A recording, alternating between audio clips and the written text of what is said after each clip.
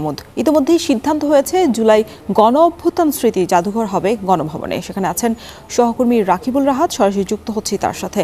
রাহাত, দুই উপদেষ্টার হঠাৎ করেই গণভবনে আসার কারণ কি, আর পরিদর্শন শেষে কিছু বলেছেন কিনা তারা?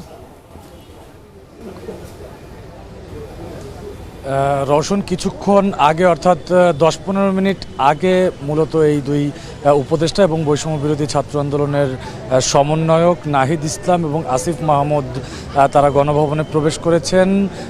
এখন পর্যন্ত তারা গণমাধ্যমের কাছে কিছু বলেননি যে তারা কি উদ্দেশ্যে গণভবন পরিদর্শনে এসেছেন। তবে 2 দিন আগেই কিন্তু আমরা দেখছিলাম যে তারা যখন এই 5 সেপ্টেম্বর এসে জুলাই গণ অভ্যুত্থান এবং 5 তারিখ সাবেক প্রধানমন্ত্রী শেখ হাসিনার দেশ ছেড়ে চলে যাওয়ার 1 মাস পূর্তি উপলক্ষে তারা একটি সংবাদ সম্মেলন করেছিলেন এবং সেখানে তারা জানিয়েছেন যে এই গণভবনকে জুলাইয়ের গণ অভ্যুত্থানকারীদের স্মৃতি হিসেবে তারা এটিকে জাদুঘরে পরিণত করতে চান এবং সেই উদ্দেশ্যে তারা এসেছে বলেই আমরা কয়েকটি সূত্রে জানতে পেরেছি। তবে এখন পর্যন্ত তারা বের হয়ে কিছু জানাননি। আমরা দেখছি যে গণভবনের যে সামনে সেখানে গণমাধ্যম কর্মীরা ইতিমধ্যে তারা এসে জড়ো হয়েছেন এবং একই সঙ্গে আমরা দেখছি যে কিছুক্ষণ আগে এই দুই উপদেষ্টা এবং বৈষম্য বিরোধী ছাত্র আন্দোলনের দুই সমন্বয়ক তারা দুইজন যে ভেতরে প্রবেশ করেছেন, তারপর কিন্তু ভেতরে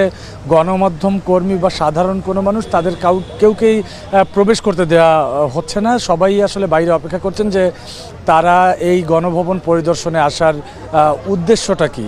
তবে আমরা দেখছি যে গণভবনের যে ভগ্নদশা, অর্থাৎ 5 আগস্ট যেদিন ছাত্র জনতার গণ অভ্যুত্থানের পরে কিন্তু এক পর্যায়ে তারা সবাই গণভবনে চলে আসেন, ছাত্র জনতার অধিকাংশ, এবং তারা এসে গণভবনে এসে গণভবনের বিভিন্ন জিনিসপত্র নিয়ে যান। এছাড়া আমরা বাইরের দিকেও দেখছি যে গণভবনের বাইরে যে দেয়াল রয়েছে, সেই দেয়ালের ইট বা ভেতরকার যে জিনিসপত্রগুলো রয়েছে সেগুলোও কিন্তু অনেকগুলো কিছুই বাইরে রেখে দেওয়া হয়েছে। তবে যেহেতু দুই উপদেষ্টা তারা ভেতরে প্রবেশ করেছেন, তারা সম্ভবত গণভবনে তারা যেহেতু একটি জাদুঘর করার পরিকল্পনার কথা জানিয়েছেন, সেই বিষয়টি তারা দেখভাল করছেন।